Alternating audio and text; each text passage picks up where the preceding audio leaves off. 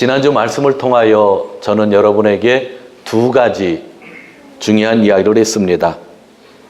우리가 믿는 예수님은 삼위일체 하나님이시며 온 우주 만물과 나를 만드신 분이라 그렇게 말씀을 드렸습니다. 그리고 그분에게는 영원한 생명이 있어서 그분이 우리에게 그 생명을 주신다고 했습니다. 그러므로 우리에게 최고의 복은 예수님께 받은 영원한 생명이 최고의 복입니다. 창세기를 보면 하나님이 빛이 있으라 처음 하신 말씀입니다. 그런데 오늘 성경을 읽었는데 예수님이 빛으로 세상에 오셨다고 합니다. 성도 여러분, 예수님은 바로 빛의 근원이라고 하는 것이 성경에서 우리에게 증거하고 있는 겁니다. 이 세상에서 어두움을 물리치고 밝게 밝힐 수 있는 분은 오직 예수님 뿐입니다. 그래서 주보에서 처음에 제가 광고할 때 기쁜 소식은 예수님이라고 그랬잖아요. 그래서 기쁜 소식이 예수님인 겁니다. 어두움을 밝힐 수 있는 분, 그분이 예수님이시기 때문입니다. 창세기 1장 2절, 우리 오늘도 요한복음과 창세기를 같이 보겠는데 창세기를 한번 찾아주시기를 바랍니다. 창세기 1장, 창세기 1장 2절입니다. 창세기 1장 2절 읽습니다. 땅이 혼돈하고 공허하며 흑암이 깊음 위에 있고 하나님의 신은 수면에 운행하시니라. 아멘. 여기서 보면 하나님의 영은 물 위에 움직이고 있었는데 하나님이 이 세상을 창조하기 전에 이 세상에 흑암, 즉 어두움이 덮고 있었다고 그렇게 이야기를 하고 있는 것입니다. 그때 하나님이 첫 번째로 하신 말씀이 뭐가 있어라? 빛이 있어라. 그러니까 창세기에 나오는 처음 상태는 어두움이 가득했다는 거예요. 그래서 하나님이 천지를 창조하실 때 첫날에 하신 첫 번째 말씀, 어둠 속에 뭐가 있어라? 빛이 있어라 합니다. 이 빛은 태양의 빛이 아닙니다. 이 빛은 달의 빛이 아닙니다. 원천적인 빛을 이야기하고 있는 것입니다. 삼위일체 하나님이 빛이 있으라 하였는데 다시 오늘 요한복음 1장으로 넘어오면 5절을 한번 보시기 바랍니다. 지난주에 읽었었는데 5절입니다. 요한복음 1장 5절. 계속 요한복음과 창세기를 왔다가 또 이렇게 돌아오다가 할 거니까 갔다가 좀 체크해 주시고 1장 5절 같이 읽습니다. 빛이 어두움에 비치되 어두움이 깨닫지 못하더라. 아멘. 빛이 오셨는데 이 빛이 어두움을 비췄다. 여기서 빛은 누구죠? 예수님을 이야기하는 겁니다. 여기에서 조금만 생각하면 뭔가 다시 한번 생각해야 될 부분들이 있습니다. 천지를 만드실 때에 온 땅이 뭐였다고요? 어둠이었다고요. 그래서 하나님께서, 삼위일체 하나님께서 처음에 하신 말씀이 빛이 있어라 그랬어요. 그럼 어둠 속에 뭐가 있게 된 거예요? 빛이 있었잖아요. 그런데 시간이 질러 예수님이 오셨을 때에 예수님이 어떻게 오셨다고 하냐면 어둠 가운데 뭐로 오셨다? 빛으로 친히 오셨다. 옛날은 말씀을 하셨는데 말씀하셨던 분이 직접 이 세상에 오셨다라고 하는 그러한 이야기입니다. 한 가지 의문점이 생기죠. 어둠이 있었을 때에 빛을 주셨는데 왜 또 어두워졌는지, 또 어두워졌는데 이번에는 빛이 있으라고 말씀하지 않고 빛 대신 하나님께서 직접 오셨는지, 우리가 성경을 읽으면 이 정도는 질문할 수 있어야 되겠죠. 분명히 어둠 속에 빛이 있었는데 왜 또 어두워져서 그 어둠 때는 예수님이 직접 오셔야만 했는가라고 하는 겁니다. 그래서 제가 지난주에 창세기 1장에서 3장을 읽어오라고 그랬습니다. 여러분 창세기 3장을 펴보시기를 바랍니다.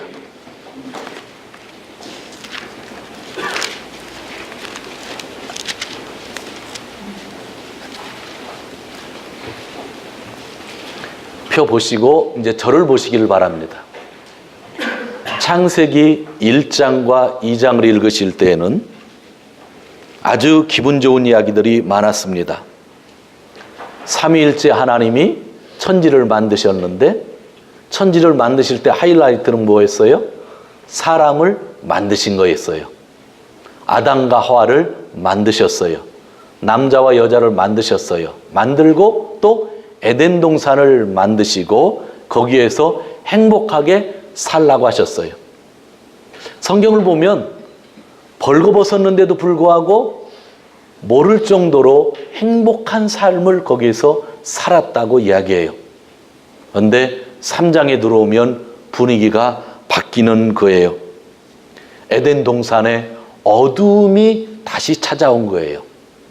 어두움 속에서 빛이 있으라 하셔서 밝은 빛 가운데서 창조를 하시고 사람을 만드시고 에덴 동산까지 만드셔서 밝은 세상 속에서 살게 하셨는데 3장을 보면 밝은 세상에 어두움이 들어오고 있었던 것입니다.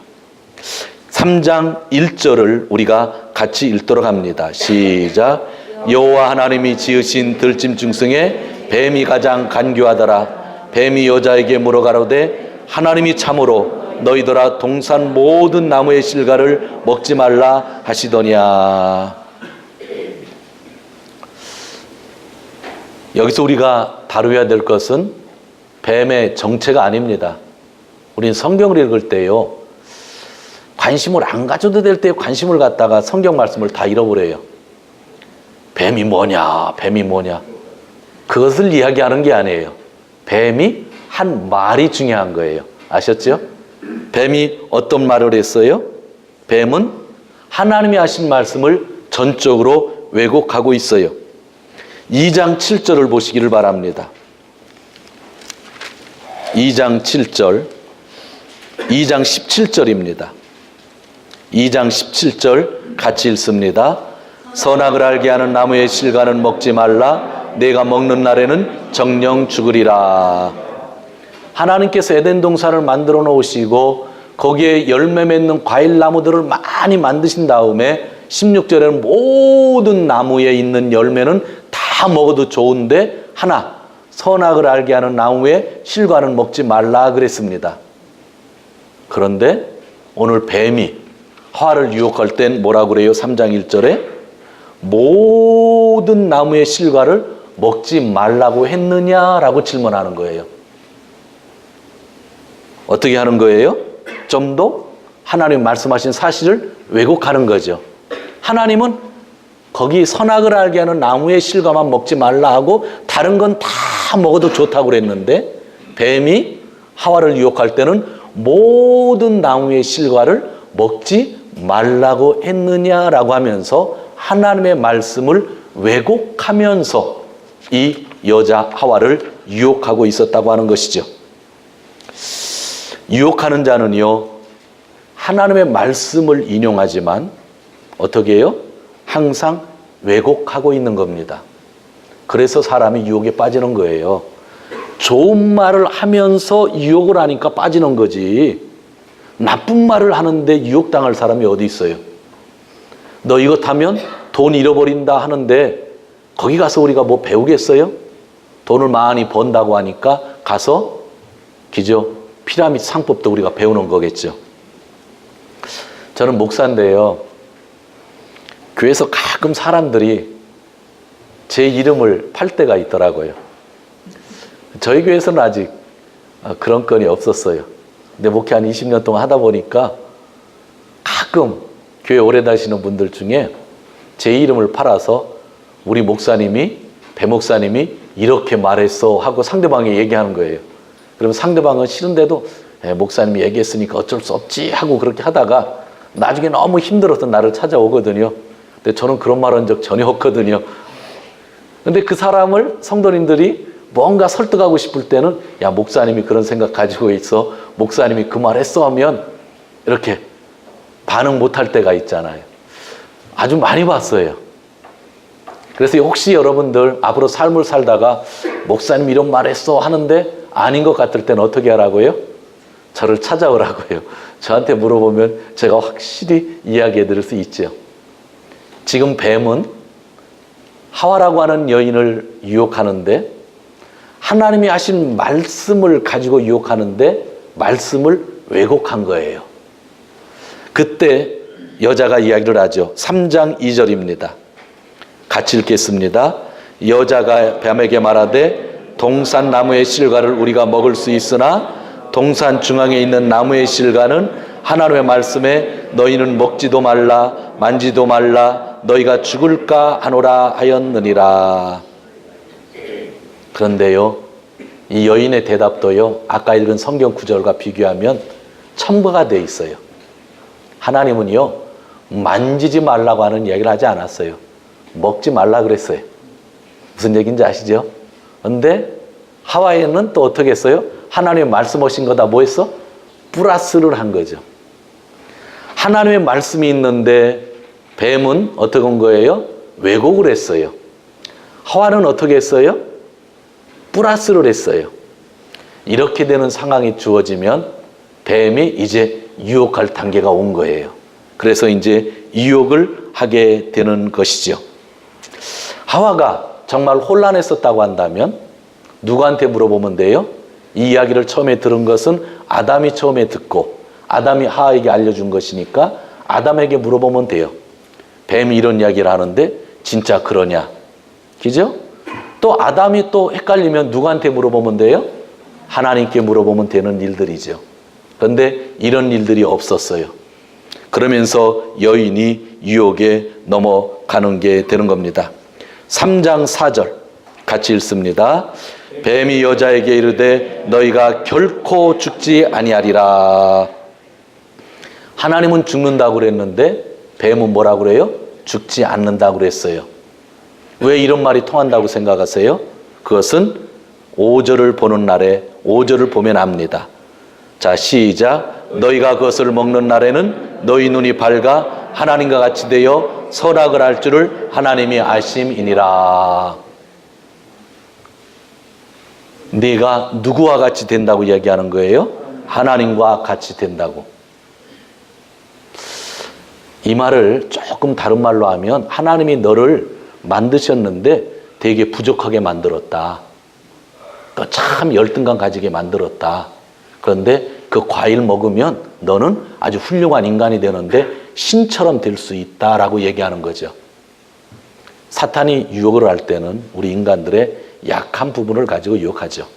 그래서 열등감을 많이 가지면 가질수록 유혹에 빠질 확률이 많다고들 그러죠.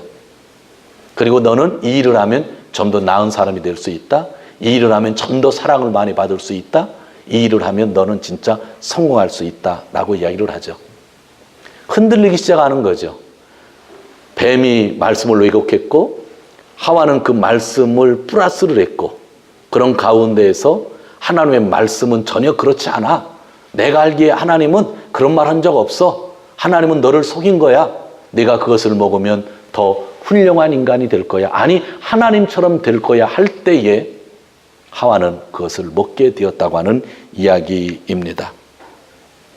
성경은 이때부터 죄가 세상에 들어왔는데 죄가 들어온 이 상태를 어둠이라고 이야기하는 겁니다. 무슨 뜻인지 알겠죠? 요한복음 1장에 빛이 오셨는데 어둠 가운데 비쳤다는 이야기. 그 어둠이 뭐냐면 죄 속에서 사람들이 흑암 속에서 살게 되었다라고 하는 거죠. 옛날에 빛이 있으라 말씀하셨던 분이 이 죄의 문제, 흑암의 문제를 해결하려고 친히 세상에 오셨다라고 하는 것. 그것이 요한복음 1장입니다. 그러니까 요한복음의 1장의 어둠이란 단어의 의미를 여러분들이 이 창세기 3장을 통하여 알게 되어야 된다고 하는 그러한 말씀입니다. 우리가 창세기 말씀을 하나 더 읽어보죠. 6절입니다. 6절. 여자가 같이 읽습니다. 여자가 그 나무를 본즉 믿음직도 하고 보암직도 하고 지혜롭게 할 만큼 탐스럽기도 한지라.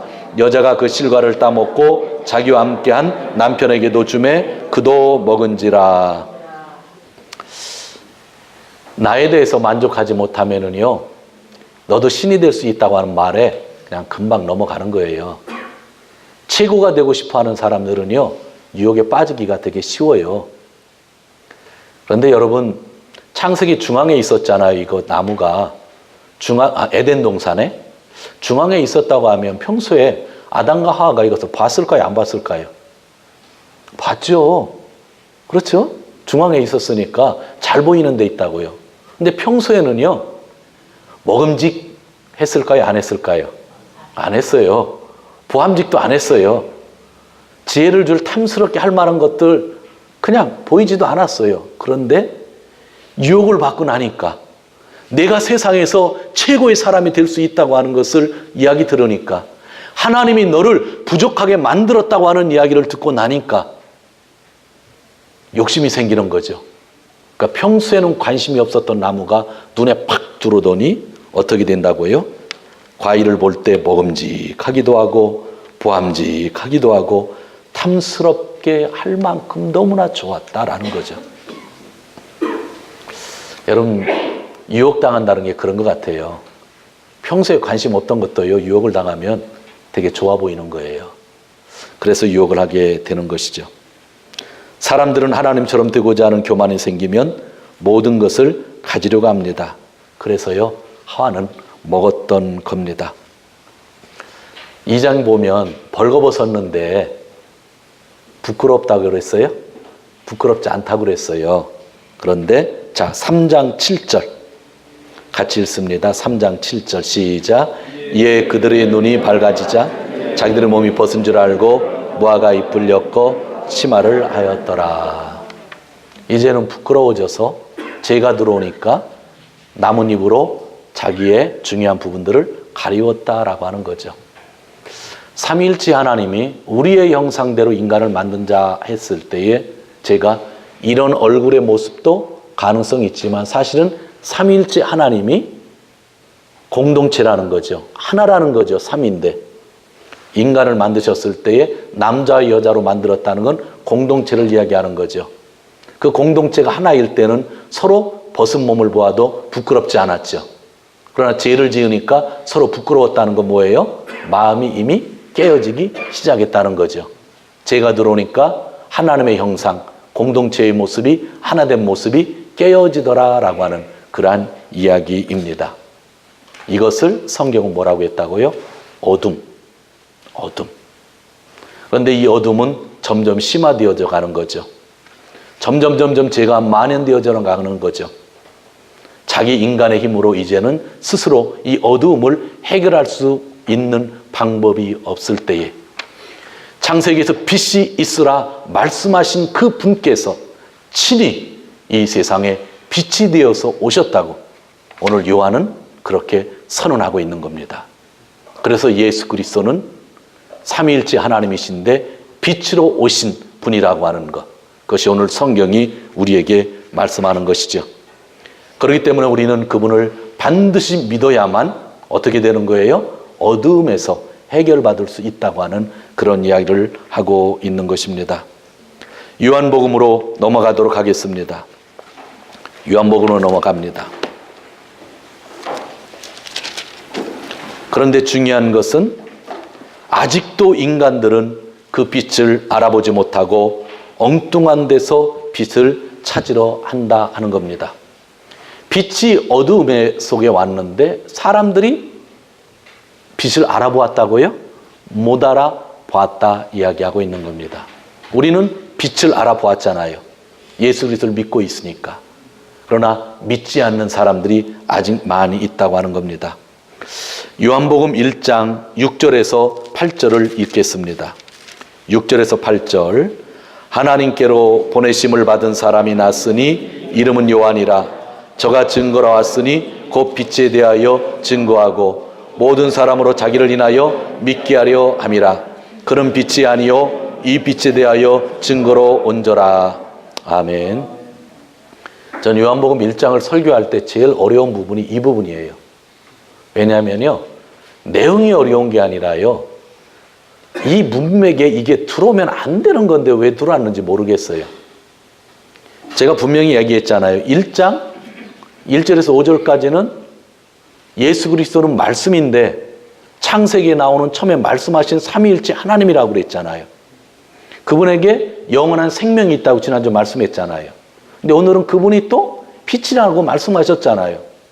그러면 그분에 대한, 예수님에 대한 이야기를 쭉 하면 되는데 이 가운데에 요한 얘기를 하고 있는 거예요. 세례 요한 얘기를. 안 들어도 돼요. 바로 9절은 또 예수님에 대해서 얘기하고 있기 때문에. 근데 여기 퐁 하고 들어왔어요. 그러니까 설교를 하면 애먹어요.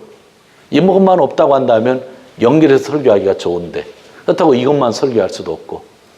제가 목사로서요, 얼마나 고민 많이 했겠어요.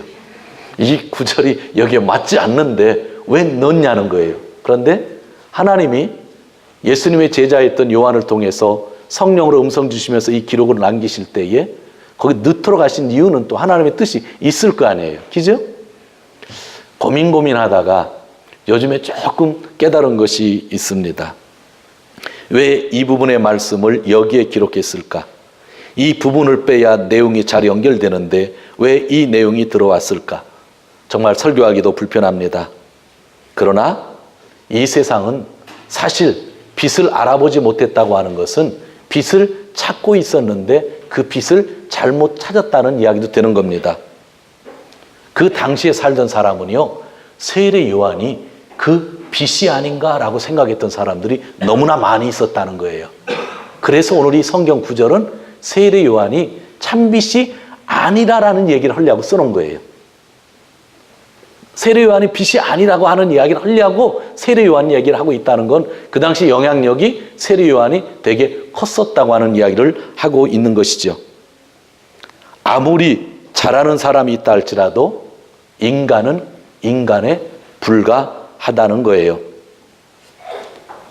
8절에 그렇게 이야기하잖아요. 그는 참빛이 아니요 참빛에 대하여 증거하러 온 자라.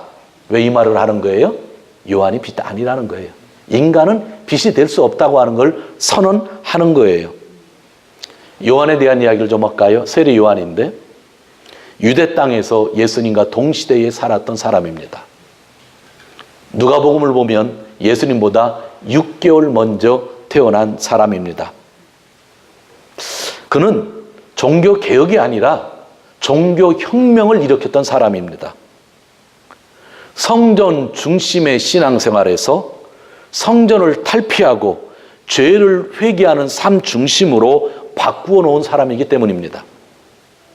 그는 성전 중심의 삶이 익숙한 제사장의 아들이었고 또 제사장이었습니다. 그는 성전에서 일해야만 하는 사람입니다. 그렇게 정해진 사람인데 그가 성전을 떠나서 지금 광야에서 생활을 하고 있는 겁니다. 이것은 개혁이 아니에요. 혁명입니다. 혁명. 유대 땅에 사는 모든 사람들이 요단강에 가서 세례를 받았다고 성경은 분명히 이야기하고 있잖아요. 그럼 예수님의 살던 동시대의 사람들 중에 요한만큼 제대로 일한 사람이 없죠. 그래서 사람들은 요한 보고 혹시 빛이 아닌가 생각한 적이 있다고 하는 거죠. 그래서 오늘 참빛 예수님을 이야기하는데 예수님의 제자 요한은 세례 요한이 빛이 아니라는 것을 분명히 해둘 필요가 있는 거예요. 너무 영향력이 있었기 때문에. 그래서 이 구절이 들어온 거죠. 이것은 세례 요한을 칭찬하는 구절이 아니라 세례 요한은 인간에 불과했다. 예수님을 증거하는 사람에 불과했다라고 이야기하는 겁니다. 이것은 우리가 신앙생활을 하면서 정말 잘 깨달아야 되는 부분입니다. 오늘날 예전에 있었던 사람 중에 어거스틴이라는 사람, 기독교의 신학의 기초를 세운 사람이죠. 루터, 대단하잖아요. 종교개혁. 올해로 500년이, 이제 501년째가 됩니다. 캘뱅, 장로교회 선구자죠. 웨슬레, 존 웨슬레, 감리교회랑 성결교회에 출발할 수 있도록 신학을 세운 사람이죠. D.L. 무디, 미국에서 부흥운동을 일으켰던 사람이고 일본 홀리니스 교회는 그 영향을 받고 있었죠. 나카다 주지, 일본 홀리니스 교회에 있어서 엄청난 역할을 했던 사람이죠. 감리교회에서 안수받았던 사람이지만 빌리 그라함이라는 사람 여러분들 모르는 사람 없죠. 좀 더 쉽게 얘기할까요? 한국에서 제가 어렸을 때 진짜 제일 존경하는 목사님 오면 한경직 목사님이었습니다. 그리고 요즘 젊은 사람이나 30대, 40대 사람에게 모르는 분이 없죠. 돌아가신 분을 얘기하겠습니다. 살아있는 분 얘기하면 더 안 되니까. 옥하는 목사님이든지 하행조 목사님 모르는 분들이 없잖아요. 그런데요, 오늘 성경이 이야기하는 건 그들이 빛이 아니라는 이야기입니다. 중요한 이야기입니다. 지금까지 제가 나열한 그 인간들, 그 사람들, 훌륭하지만, 모범이 되지만 그 사람이 빛이 아니라는 거예요. 그러기에 성경은 이 사실을 지금 분명히 하고 있는 거예요. 빛은 오직 누구? 창세 때부터 빛이 있으라 하신 그 하나님. 그 하나님이 빛으로 오셨는데 그분이 예수님. 그래서 그 빛은 예수님밖에 없다고 오늘 성경이 이야기하는 거죠. 목사님 다 알고 있어요 그러죠. 여러분 진짜 다 알고 계세요? 알고 있으면 마음에 담는 거예요. 진짜 영접하는 거예요. 진짜 믿어야 된다고 하는 것입니다.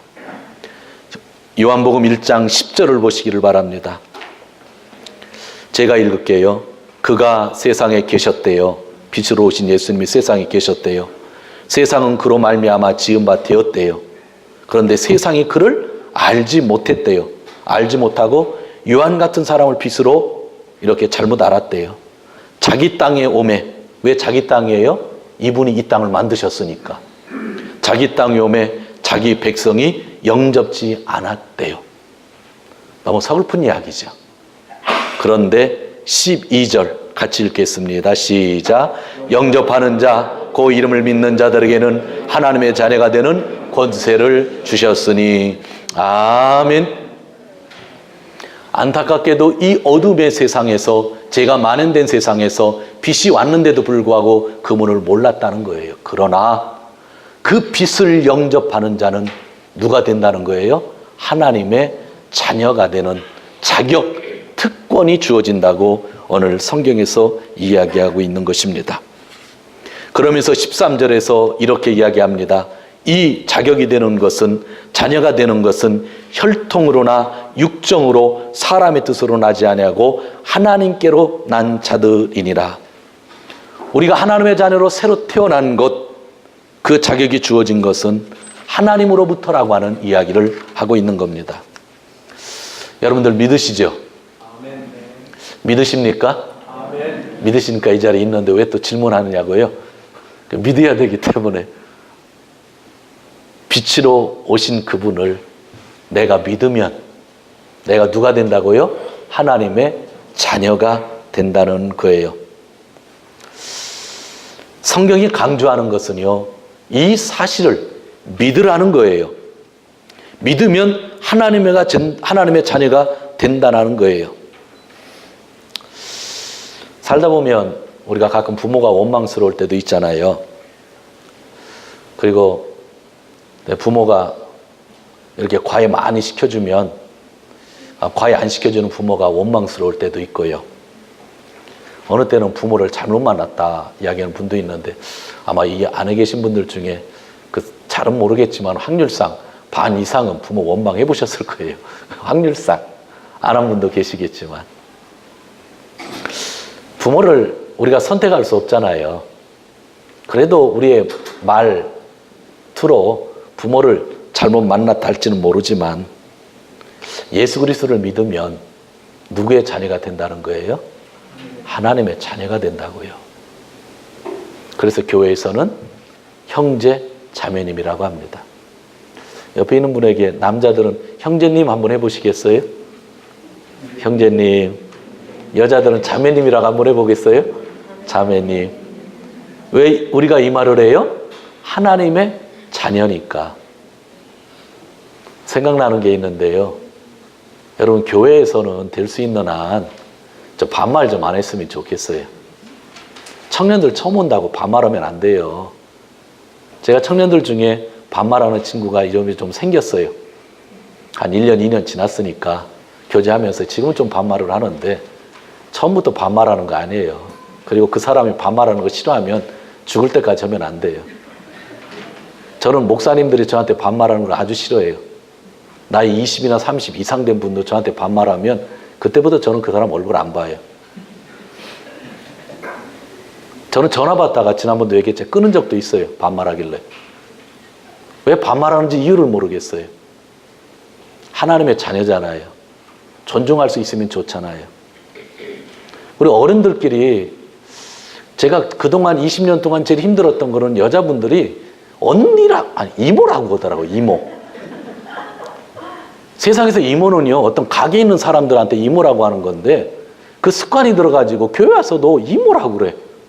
근데 우리 교회는 이모라고 하는 사람이 없어서 너무나 감사해요. 너무나 감사해요. 그런데 한 가지 나쁜 게 언니라고 하더라고. 언니, 오빠. 요즘은 부부도 뭐 오빠라고 하니까 그건 어쩔 수 없는 것 같아요. 그런데 남한테 언니, 오빠라고 교회 안에서 사용 안 했으면 좋겠어요. 40 먹고 50 먹어가지고 언니라고 하지 마세요. 그냥 집사님이라고 하세요. 그냥 자매님이라고 하고 성도님이라고 하세요. 제가 이 생활교육까지 시킨다는 게 너무나 힘들어요. 교회 목사인데. 절대로요, 나이 어리다고요, 교회 안에서 반말하려고 하지 말고요. 바로 한국 사람들은 바로 트잖아요. 언니, 오빠로. 교회 아니니까. 한국말을 강조하는 가정이 있어요. 아이덴티티, 정체성을 가지고 집에서. 너무나 좋은 거예요. 또 일본이니까 일본말을 강조하는 분이 있어요. 가정에서. 그거는 너무 좋은 거예요. 근데 교회 와서 한국말을 강조하고 일본말을 강조하는 건 안 돼요. 교회는 여러분의 정체성을 가지고 교회에다 풀어놓는 게 아니라고요. 교회에서 얘기하는 건 한국말도 좋고 일본말도 좋은 거예요. 교회는 뭐예요? 어떻게 예배드리고 선교할까가 중요한 거잖아요. 근데 교회에서 한국인의 정체성을 얘기하면 그때부터 아웃이 되는 거예요. 진짜 여러분이 한국말을 중요하게 여기고 싶으면 가정에서 여러분들이 지키는 거예요. 그건 너무나 좋은 거예요. 그러한 것들, 그 구별할 수 있는 지혜들이 저에게 너무나 필요하다고 하는 거잖아요. 여러분들, 제가 지나가다가 언니, 오빠 소리 안 나오게 좀 해주세요. 그리고 우리 어른 집사님들, 청년들에게 너무 쉽게 반말하지 마실 거예요. 앞에 우리 하진이 있는데 하진이한테 하진아 잘 지내니 하는 건 괜찮을 것 같아. 그죠? 하진이한테. 그 대신 여러분들 일본 소학교 가면 선생님들이 학생들한테 다 존댓말 쓰죠. 상이라고 붙이더라고. 일본 학교는 하진 상 그래요. 난 그게 지금도 이해가 안 돼요. 선생님이 애들한테 상을 붙여요. 다. 상자를 붙이더라고요. 하진 씨라고 하는 거예요. 그거는 좀 이상하다 생각을 하는데 그것도 또 문하고 그렇게 지키는 거잖아요. 교회 안에서 하나님의 자녀니까 형제 자매인데 형제님, 자매님, 성도님. 또 우리 일본에 사니까 너무 좋아요. 그냥 상자 붙이면 좋아요. 그죠? 상자 붙이면 다 해결한 거예요. 그냥 저기 나라시 권사님 계신데 권사님 소리가 안 나오면 나라시 상 소리 되면 이 데스네? 어서 나라시 상대인 데스. 그렇게 좀 존경어를 붙일 수 있으면 참 좋겠다. 그러나 제가 오늘 얘기하고 싶은 거는 우리는 뭐가 됐다? 하나님의 자녀가 됐다. 빛으로 오신 예수 그리스도를 영접했더니 하나님의 자녀라고요. 하나님의 아들이고 하나님의 딸이라고요. 내가 가정에서 잘못 태어났다, 부모를 잘못 만났다 하는 사람도 하나님의 자녀 되었다는 것을 확인하면 그것을 넘어설 수 있을까요, 없을까요? 넘어서는 거예요. 근데 아직까지도 내가 엄마가, 내가 아빠가 아직까지도 불편하다 그런 생각이 들면요, 내가 진심으로 예수를 영접하지 않은 거예요. 예수를 영접했으면 우리는 하나님의 자녀가 됐다는 걸 확신할 수 있기 때문에 그것을 넘어서는 것입니다. 마지막으로 한 가지 이야기만 하고 말씀을 마치려고 합니다. 요즘 신축 주택을 보면 뭐죠? 그 지붕 위에 판을 깔죠. 태양광 모듈이죠. 태양광 뭐죠? 발전을 해가지고 전기 에너지로 만드는 겁니다. 믿음이 무엇인가 제가 설명을 한번 해드릴게요. 태양은 빛이죠. 빛은 원천적인 에너지입니다. 하나님이 빛이라고 그러셨잖아요. 예수님이. 원천적인 거예요. 그런데 그 빛을 에너지로 만들기 위해서, 집에서 전기로 쓰기 위해서 반드시 그 빛을 받아들이는 집열판, 모듈이 필요한 거예요. 그죠? 그게 없으면 못 받아들이는 거죠. 믿음이라고 하는 것은 그것을 얘기하는 거예요. 하나님의 빛, 예수님의 빛은 365일 있는 거예요. 그런데 내가 왜 능력 있게 살지 못하냐면 영접하지 못하기 때문이에요. 어떤 부분은 모듈을 요만큼 놓으면은요, 휴대폰밖에 충전 못 시켜요. 온 지붕에 다 깔으면요, 집에서 전기를 쓸 수가 있겠죠. 그리고 요즘엔 모듈의 성능도 점점 좋아지는 거 있겠죠. 믿음이라고 하는 거는요, 하나님은 이미 빛으로 오셨다니까요. 하나님은 이미 이 세상을 밝히고 있다니까요. 그런데 그것을 받아들여야 되는 내가 있는데 그게 믿음이라고 하는 거예요. 그래서 요한복음을 계속 읽어가지만 믿음으로 우리가 하나님의 자녀가 된다고 얘기를 하고 있고 믿음으로 말미암아 구원을 얻는다고 하고 있는 거죠. 사랑하는 성도 여러분, 왜 우리가 이 자리에 있겠습니까? 우리는 예수님을 믿어야 합니다. 예수님을 의사로 믿지 말고 자선사업가로 믿지 말고 설교자로 믿지 말고 태초부터 이 세상을 창조하셨던 삼위일체 하나님으로 믿으시고 그분이 영원한 생명을 주시는 분으로 믿으시고 빛으로 오셔서 죄로 인한 어둠을 물리치시는 분으로 믿으셔야 합니다. 그래야 우리가 살 수 있는 것입니다. 작년에 이런 말을 한번 했더니 어떤 분이 되게 놀라셨어요. 제가 이런 이야기를 했거든요. 제가 내용만 바꿨는데, 여러분 나의 건강을 위하여 여기에 나오신다고 하면 오늘 드리는 헌금으로 건강식품을 사드는 것이 더 효과적입니다. 여러분 건강을 위해서 나오셨어요? 이 자리에? 그러면요, 드릴 헌금 가지고 건강식품 사드시고 집에 있는 게 더 건강해지십니다. 제가 왜 여기까지 말씀을 드리는 줄 아세요? 왜 우리가 이 자리에 있느냐는 거예요. 건강, 원하는 대학, 취직, 인간관계, 교제, 이런 것들이 삶 가운데 중요한 위치를 차지하는 것은 분명합니다. 그러나 사실은 주님을 만나고 그분의 음성을 듣고 싶어서, 그분의 임재 안에 있고 싶어서 이 자리에 있는 거 아닙니까? 그렇잖아요, 여러분들. 교제를 위한 거면요, 골프가 제일 좋대요. 저는 아직 골프를 쳐보지를 못해서 모르는데 한번 좀 배우려고 그래요. 교제를 위한 거면 그게 제일 좋대요. 좋은 대학에 가기 위해서 100일 기도하실 필요 없어요. 100일 동안 더 열심히 일해서 자녀 과외비로 내는 게 더 좋은 대학으로 갈 수 있는 확률이 더 높을 거예요. 인간관계를 배우기 위하여 교회에 왔다고 한다면 그건 잘못이에요. 전문 세미나 가는 게 훨씬 인간관계에 대한 것들 더 잘 가르쳐 줍니다. 왜 우리가 이 자리에 있느냐는 거예요. 왜 우리가 이 자리에 있느냐는 거예요. 하나님 임재, 하나님 만나고 싶고 예수님 만나고 싶고 그분의 사랑을 느끼고 싶어서 이 자리에 있는 거잖아요. 진짜 저는 하나님 만나고 싶어요. 늘 만나고 싶어요. 진짜 하나님과 교제 나누고 싶고 말씀 나누고 싶어요. 하나님의 음성을 진짜 듣고 싶고요. 꿈에서도 하나님을 만나고 싶어요. 이 자리에서 말씀을 통해서 찬양을 통해서 진짜 하나님을 만나려고 하는 그 간절함이 우리에게 있을 때에 하나님은, 빛으로 오신 하나님은, 빛으로 오신 예수님은 우리에게 생명, 영원한 생명을 주신다고 성경에서 말씀하고 있습니다. 사랑하는 성도 여러분, 이 세상에 빛으로 오신 예수 그리스도를 진심으로 믿으시는 귀한 성도들이 되시기를 주님의 이름으로 축원드립니다. 죄로 인해 이 세상에 뭐가 들어왔다고요? 어둠이 들어왔죠. 그래서 이 땅에 빛이 필요할 때에 태초에 빛이 있어라 하신 분이 친히 이 세상에 빛으로 오셨죠. 그런데 빛으로 오신 예수 그리스도를 어떻게 만날 수 있다고요? 믿음으로 만날 수 있는 것입니다. 빛으로 오신 주님을 우리는 만났는데 우리들이 부르어야 할 찬양이 바로 이러한 곡 아닐까요? 조금 전에 우리가 불렀는데 우리 한번 가사를 한번 읽어볼까요? 시작.